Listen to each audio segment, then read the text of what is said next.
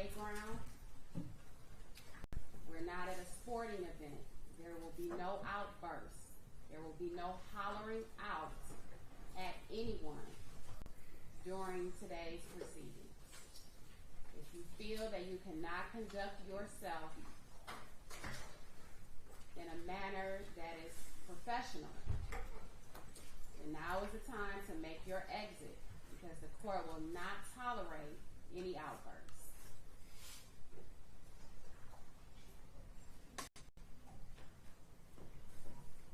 Has everyone found seating? And can someone check to make sure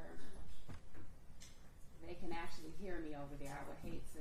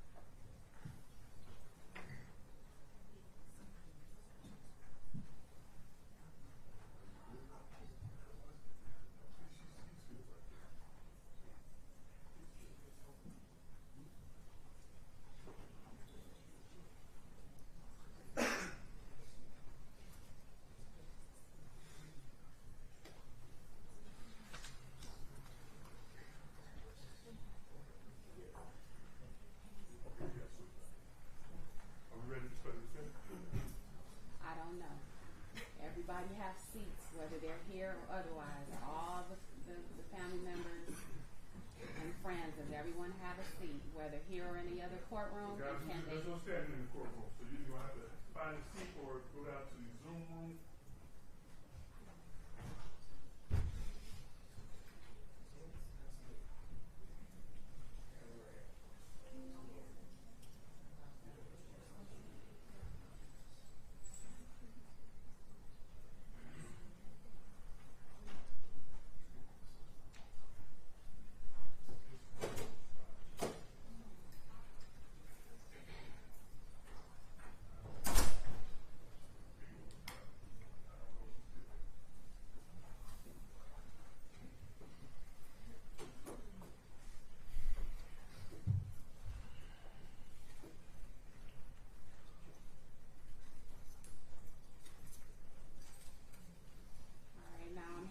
Someone to check to ensure that I can be heard. That I can be heard and good, seen. Judge. We're good? Yep. All right. Parties ready on divorce? Ready, Your Honor. We are ready.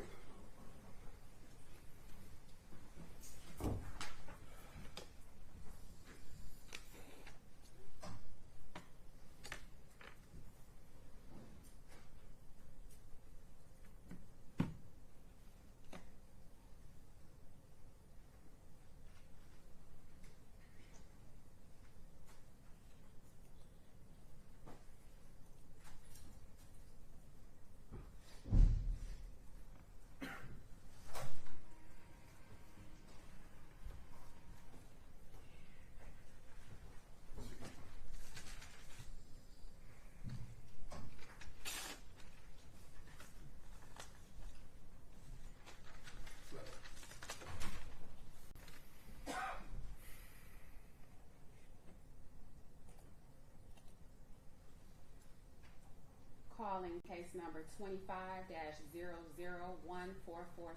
People of the state of Michigan versus Raymond Ray Lee Du Bois. We're here today for sentencing appearances, please. Good morning, Your Honor. Matthew Penny, P74079 for the people. Good morning, Your Honor, and to your staff. Ron Hadid on behalf of the people, P62243. And may it please this honorable court, good morning. Byron Pitchray on behalf of Mr. Du Bois, who stands at defense table to my right, ready to go forward. Mr. Du Bois, if you would state your name for the record, please. Raymond Du Bois. All right, good morning to all of you. Today is the day and time set for sentencing. Have you had an opportunity to review the contents of the pre-sentence investigation report with your client? Your Honor, I did get the opportunity to review the pre-sentence report with Mr. Du Bois. Mr. Du Bois, it is factually accurate, correct? Yes. There are no other additions, deletions, or corrections that we feel need to be made. Is that true? Yes. On behalf of the people?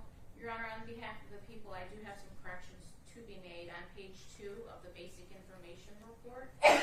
It should be noted that Mr. Byron Pitts is retained and not appointed, and that's in the offense 1 and offense 2. Those corrections will be made. Secondly, Your Honor, the felony firearm count is running consecutive. It indicates no, and that should be changed.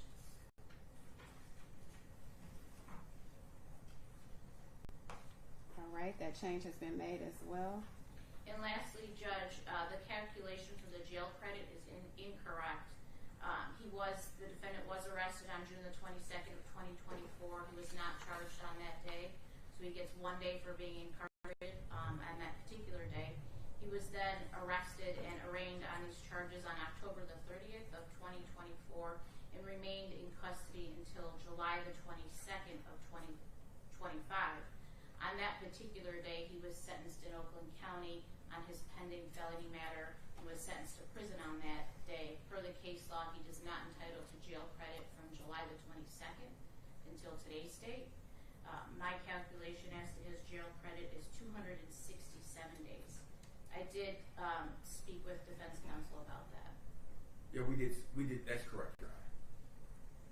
All right, the court will make that adjustment for 267 days of jail credit. That will be made on page 2. Correct, of the pre-sentence investigation report portion.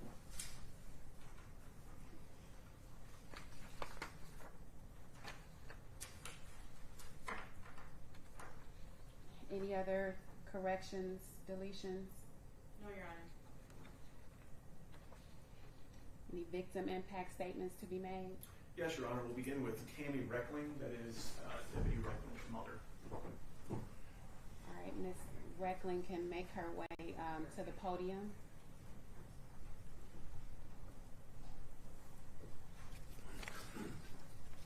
And you can begin when you're ready. You can begin when you're ready. Thank you. Good morning, Your Honor. Good morning. Good morning. I am Brad's mom, Tammy. If you have never walked through the hallways of a hospital in shock, with your eyes filled with tears and begging for a miracle, then you don't know the suffering I have endured. When I saw my Brad laying there with his eyes half open, wondering what he was thinking or how much pain he was in from the gunshot, haunts me still today. I have constant flashbacks about this. The pain I feel as a parent is undescribable. There is no greater heartbreak than burying your child. I wake up every day with an ache in my chest, knowing I will never hear Brad's voice again. I will never be able to hug him. I will never be able to hear him laugh. There's a constant emptiness in my heart. Grief follows me everywhere. It has become part of my life. His wife has been left to raise their 4 small children alone. She tries to stay strong for them, but I see sorrow in her eyes too. Brad was murdered the night before his oldest daughter Elena's 6th birthday party. Elena's birthday will never be the same again. Brad never got to witness the birth of his only son, Reed. Brad won't be able to be there to guide his children, celebrate their birthdays, watch them grow, watch them marry off. They have lost a lifetime of memories that can never be replaced. My other son, Brad's brother, Andy, has lost not only his sibling, but his best friend too. Their bond was unbreakable. Since Brad was murdered, he has struggled with depression, anger, and anxiety. He feels the weight of what was taken from our family. The effect of the violent act has touched every part of his life, including his own child, Brad's only nephew. And it's a daily battle for him to cope with this trauma. Brad's tragic death has left us unshattered, or left us shattered. No one should have to endure this kind of pain. The murder of my son has changed our family forever. We are learning to live with the hole in our lives and can never be filled. All we have now are memories and a deep, unrelenting grief from what has been taken from us far too soon. I will never again be able to be the person I was before my son Brad was senselessly murdered. Part of me has died with him. I would have sold everything I own. I would have even sold my soul to have Brad here with us today. For just the small amount of money that they were going to get for that stolen vehicle. I ask that this killer be placed in a facility far from his family and friends, so that it will not be easy for them to visit him, since I will no longer have the privilege to visit my amazing son, Brad. Thank you. Thank you, Ms. Reckling.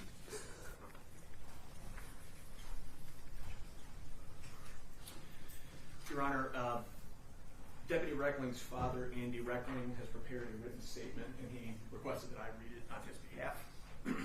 Please proceed when you're ready. Thank you. Good morning. My name is Andy Reckling, but Brad called me Dad. I am here today to share the devastating and profound impact my son's murder has had on my life and everyone that loved him.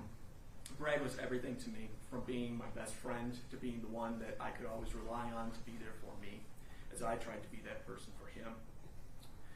I miss hearing his voice. I miss even the simpleness of a quick phone call. The fact that he could tell when I was down and ask if I was okay.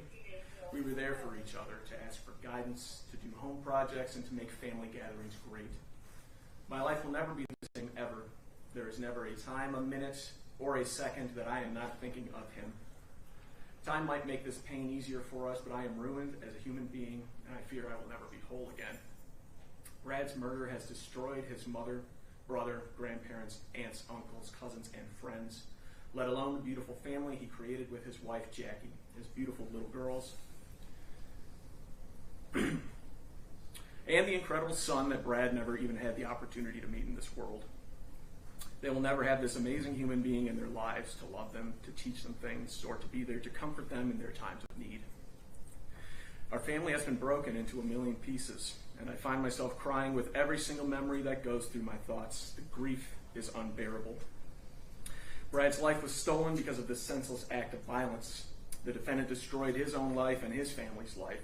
The difference is they still have their son. I don't have mine. Be assured that Brad will never be forgotten because he gave us all so much to remember him. May God grant us all peace to deal with this tragedy. Thank you. Your Honor, the final impact statement will be read by Jacqueline Reckling, that is Deputy Reckling's wife.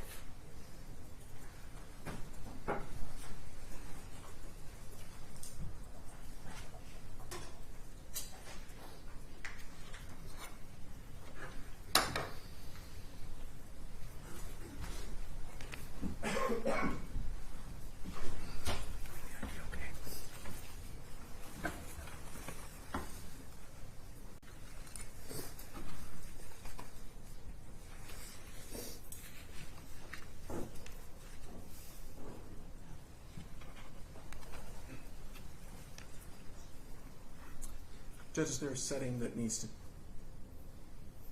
change to, oh, there we go. Thank you.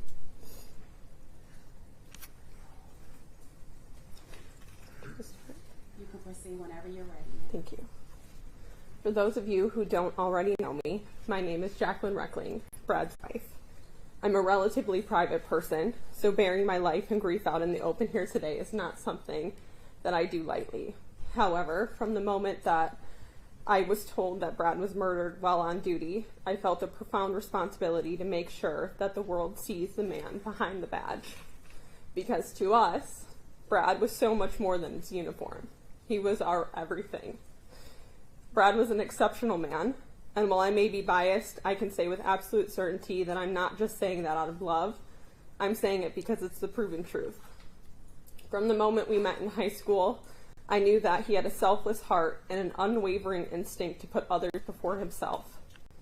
He was the type of man who, while on duty, encountered a struggling mother with small children, called me late in the night to ask if I would put together some of our own children's diapers, food, and clothes to give her so that she could care for her kids for a couple days. He was the type of man who would show up late to a family gathering, not because he forgot, but because he stopped to help an elderly woman change her tire on the side of a busy road and wouldn't leave until her family knew that she was safe her way home. Brad gave far more than he ever took. He lived with a relentless work ethic, a brilliant mind, and a heart that never stopped giving. Together, as we built our family, Brad and I made it a priority to instill in our children the same values that guided his life: kindness, service, integrity, and humility. We were stronger and made a formidable team. We found genuine joy in each other and in the life we were creating. We were deeply grateful, and we made it a point to share our blessings whenever and however we could. Every Christmas, we adopted families from the very city that would one day be where his life was taken. We were working on building a regenerative hobby farm. It was our dream to live more sustainably, grow our own food, and share any abundance with others. It was Brad's vision as much as mine to build something lasting, healing, and rooted in generosity, and to teach our kids how to do the same. Brad was inherently good. He built things up, both literally and figuratively. One of our first big projects together, and one of the pictures you might see, as a family, was with Brad leading the way, was building our own chicken coop from the ground up. It was the first of many things we built on our little farm together. Our girls got to paint it, and when it was finished, we all added our handprints to the side. A very simple thing, but it marked the work we'd done together and the fun we had doing it. But Brad didn't just build things. He built people up. He built our family up. He built a life full of love, purpose, and meaning. We were a family of light, and Brad was our beacon. That is, until the defendant murdered him. Just 4 days after the defendant made his choice to murder Brad, our oldest daughter, Elena, turned 6. It was the first of many birthdays she will have to celebrate without her dad. Every year, for the rest of her life, she'll blow out her candles with a piece of her heart missing.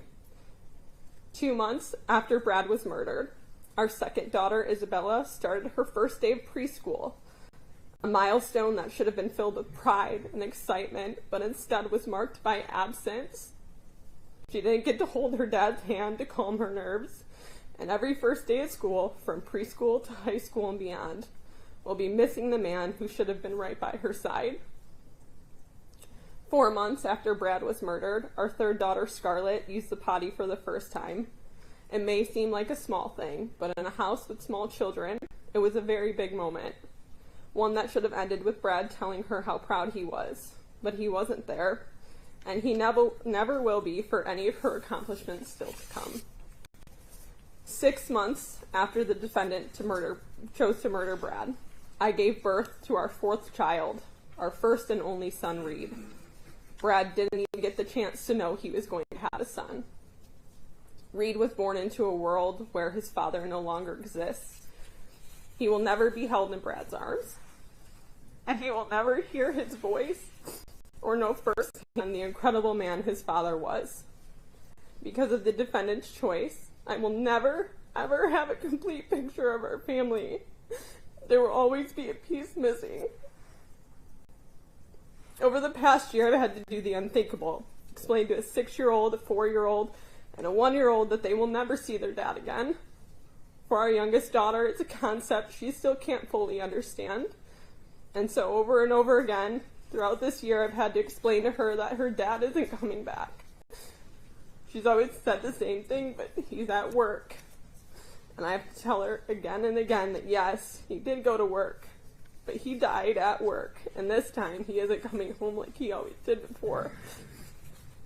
I've had to grieve the death of my soulmate while carrying the weight of my children's grief, all while raising a newborn alone. I've had to navigate the emotional toll of postpartum recovery, not with joy and support, but with the crushing reality that our son will never meet his dad.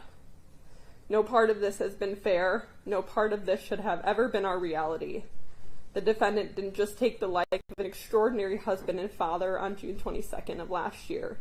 He inflicted unimaginable, irreversible trauma on 4 young, innocent children. Every single day for the rest of our lives, my children and I will carry the weight of his actions. In 35 years, I don't get my husband back, and my children won't get their father back. The sentence we are serving for his actions is for our life. It feels like a cruel insult that the person who made the conscious decision to destroy our family will not have to pay for his crimes for the same length of time. This system has failed Brad during his career, last year, and especially now. And to be clear, this is not a dig on the prosecutors. I know their hands are tied by a system that is rigged in ways that defy common sense and justice. But that doesn't change the fact that the ripple effect from the damage the defendant caused, is immeasurable. Brad's death was not an accident. It wasn't the result of youthful recklessness or poor judgment.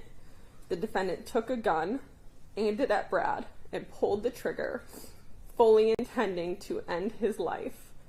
His age does not change that fact. The defendant has brought nothing good into this world, only darkness. His criminal history is evidence of a pattern, not a mistake. Nothing can ever make up for what he did, but delivering a sentence that reflects the gravity of his actions would have been a start. With his plea, I understand that there is little room for change in the agreed upon sentence. However, I ask you, if it was your spouse, if it was the father of your children, if it was your everything who had been deliberately murdered, what would you consider an appropriate sentence for the person that made that choice? And I guarantee that whatever side you're on, everybody would say nothing short of life. Thank you.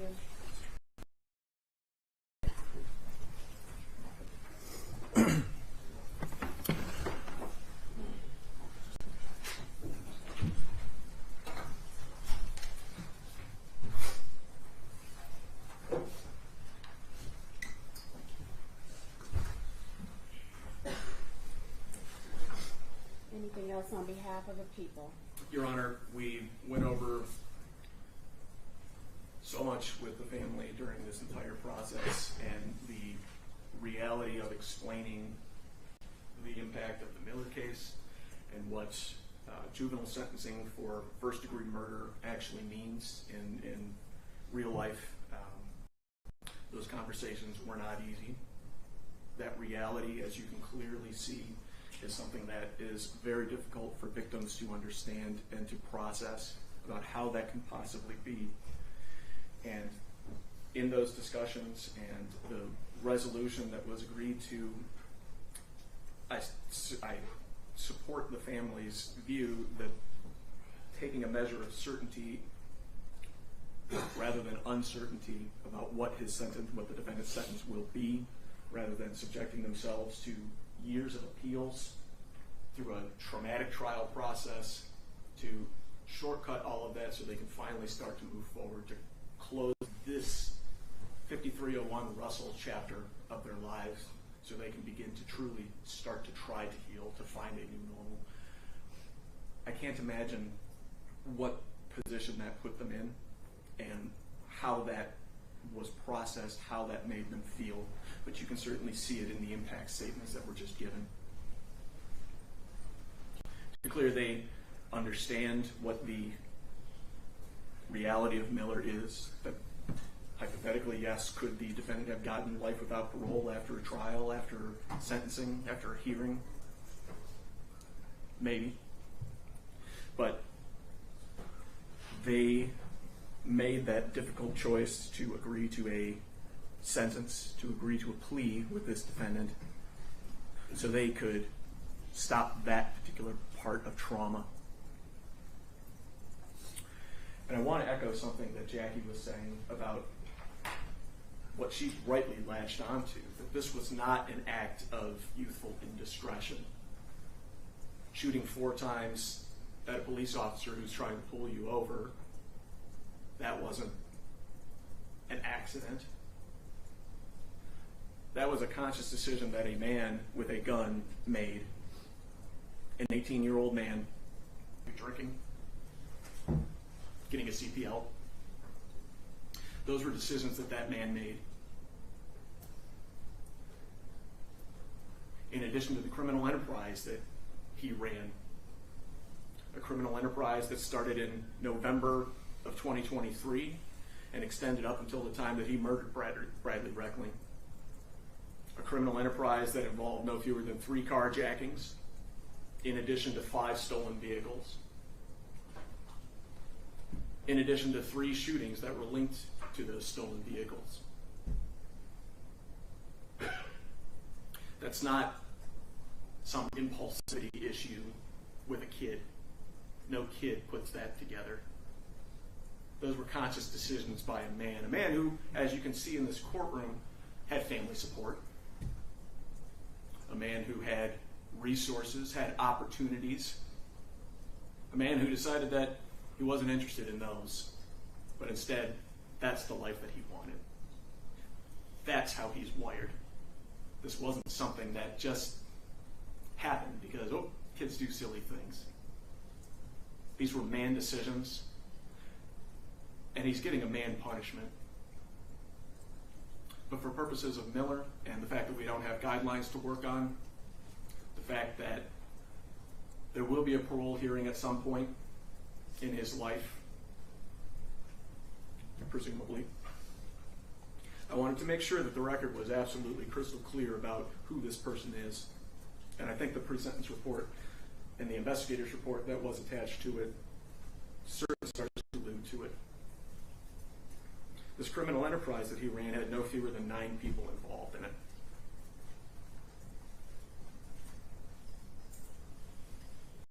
It's a criminal enterprise that had a level of protection amongst themselves that nobody was interested in talking. You'll notice there were no cooperating co-defendants. Was that something that was youthful indiscretion? Was something that, well, we just expect kids to make poor decisions? Is it because of a not completely formed brain and decision-making and risk-taking? No, I don't think so in this case. But what I do believe is that putting this family through the trauma of years to settle that issue would have been right on the level of experiencing it the night of the 22nd of June over and over and over again. Your Honor, this plea agreement was entered into. We asked the court adopt the sentence agreement in this matter. Thank you. Thank you. On behalf of Mr. DuBose. Your Honor, I want to reiterate, we do have a sentence agreement. We respectfully ask that the court sentence pursuant to that sentence agreement, which is 33 years to 60 plus 2 for the felony firearm, and certainly we will not object to a motion by the people to dismiss the remaining counts. So made. No objections, obviously. Oh, and one last thing, Judge. And the court did indicate that you would be willing to sentence this case to run concurrently with the sentence that was imposed by Judge Matthews in the Oakland County Circuit Court.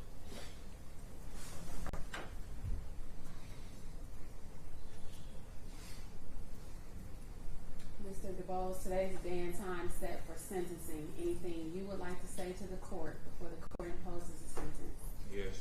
All right, please stand and go ahead. First, I'd like to start off by apologizing to my family for taking them through what I took them through. And secondly, I would like to apologize to the victim family for the hurt and pain that got caused to them and stuff. I also would like to thank my family for its love and support that I'm getting during this situation that I'm in. Because I know that no matter where I go, no matter how far they send me, I know they gonna be there and I know they coming. Can't do that right here. I hear in the victim impact statements from the family that they saying it wasn't an accident, but it was. Because I ain't wake up and say I want to go kill a cop today.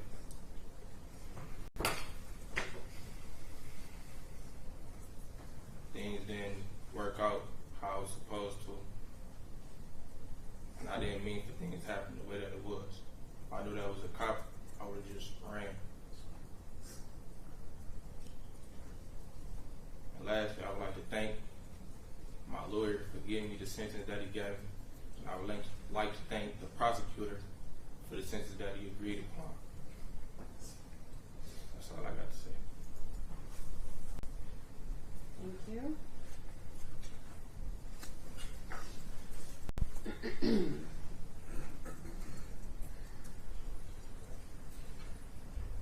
The court has had an opportunity to review the contents of the pre-sentence investigation report. The court has become intimately familiar with the facts of this particular case.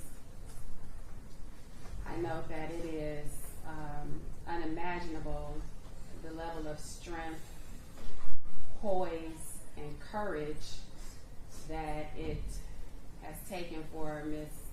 Reckling to sit through this process. I note that today's August 22nd, and that's exactly 14 months exactly from the date of the ending of Deputy Detective Reckling's life. The court notes the magnitude of strength and courage that Mrs. Reckling and the rest of her family and friends will have to continue to endure for the sake of the children. And I certainly empathize with that. I agree with you that nothing about this is fair. I agree with you that this isn't fair and that I wish this was a nightmare that you could just wake up from. Unfortunately, it is your new reality. I understand that there is no amount of years that will bring back someone who was a loving husband, a loving son, a loving brother, nephew, cousin, friend, colleague, and neighbor. And I can only hope for the family that each second each minute, each hour, each day, each week, each month, and each year, that they would become just a little bit more bearable for the family.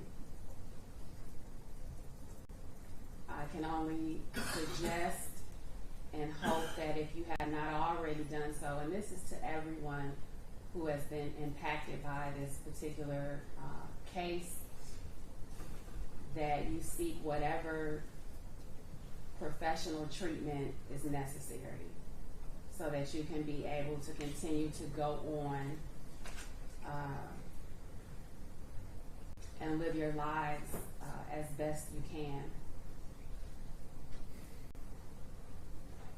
Given the circumstances and given who Detective Reckling was, I know that there is a large presence, whether in this courtroom or in the overflow room down the hall. There is a large presence of law enforcement.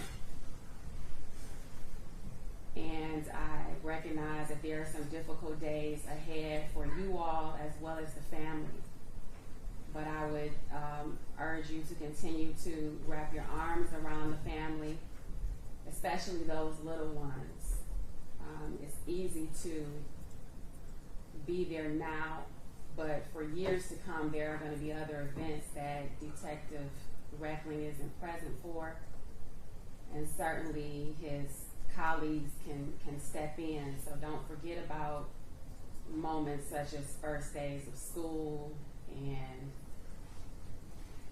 birthdays and graduations and promotional ceremonies and things that mean a lot to the family.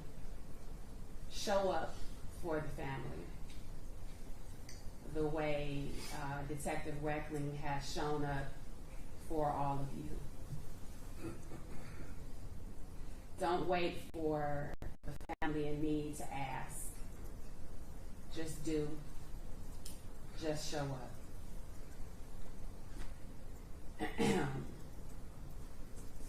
To Mr. DeBose and your family, the decision that you made on that day certainly has impacted your family as well. Your family will never be the same. You will never be the same. But the difference is you are still walking around breathing. And so with each breath that you have left, I will hope that you would make a decision while you're in custody to do the best you can for yourself, to obtain whatever certificates and education and training that you can obtain while you're at the Michigan Department of Corrections. The court is going to abide by the sentence agreement that you entered into. Please stand, sir.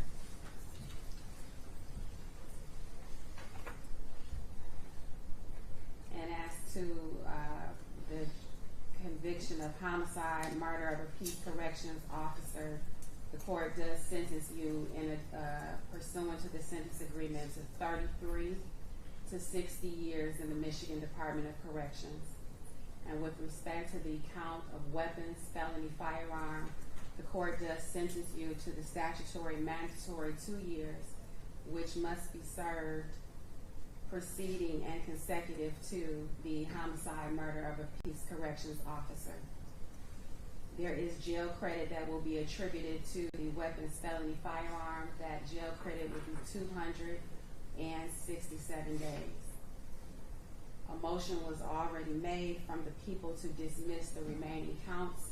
Pursuant to that sentence agreement and that motion, those remaining counts will be dismissed. You must pay a crime victim assessment fee in the amount of $130. You must pay court costs in the amount of $600. You must pay $136 in state costs.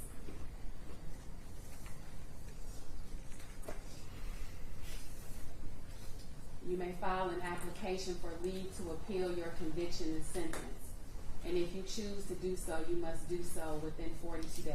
If you cannot afford an attorney, the court will appoint an attorney. Furnish the attorney with portions of the record and transcript necessary to handle your appeal. This request must also be made within 42 days. You are currently receiving a document that you need to initial and date. It's acknowledging that I've given you your appellate rights in this matter. Is there an acknowledgement for the record? Yeah, so acknowledged we are executing right now.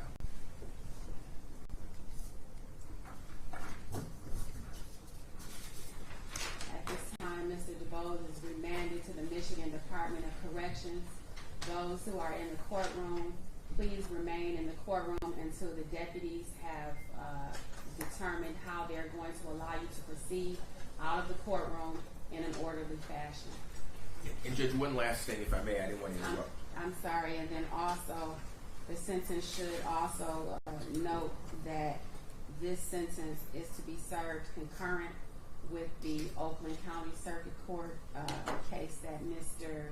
DeBose has already been sentenced for. Is that what you were Yes, that was it, reminding Your Honor. me of? Thank you. Okay. Mr. DeBose is remanded to the Michigan Department of Corrections.